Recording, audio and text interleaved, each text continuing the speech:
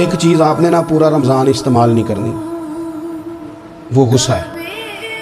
سارے روزے نا یعنی بالکل عین افطاری کے وقت بھی کوئی بندہ غلط بات برداشت کون سی بات کرنی ہوتی ہے، صحیح کہ غلط؟ صحیح کو تو برداشت کرنے کی ضرورت ہی نہیں ہوتی، برداشت کرنی غلط بات ہوتی ہے، اس کو سہنا ہے، اسے کہنا یار روزے ہیں، رب کی رحمت برس رہی ہے، جا میں نے تجھے اللہ کی رضا کے لیے معاف کیا۔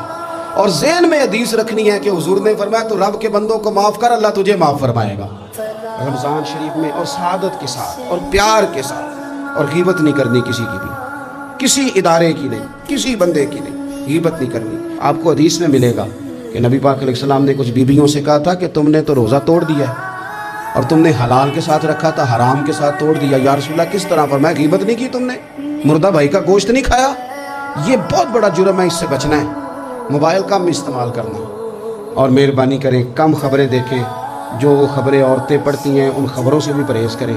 کوئی ہم نے بڑا سال 11 مہینے سیاسی تبصرے کر لیے، کیا انقلاب آیا پھر ملک؟ تو رمضان کا مہینہ سیاسی تبصرے رہنے دیں، زیادہ وقت مسجد میں گزاریں، زیادہ وقت اللہ کے گھر میں گزاریں، زیادہ ٹائم آپ تلاوت قرآن پاک میں، استغفار میں، درود شریف میں گزاریں، ایک دوسرے کے ساتھ پیار کریں، ایک دوسرے کے کام آئیں۔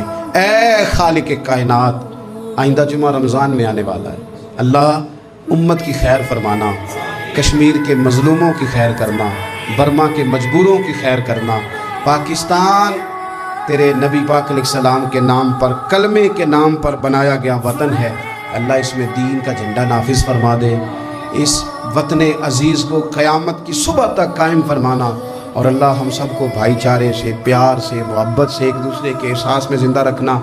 اس ماہ مقدس میں تو جن لوگوں کو معاف کرے گا ہم سب کے نام بھی اس میں شامل فرما۔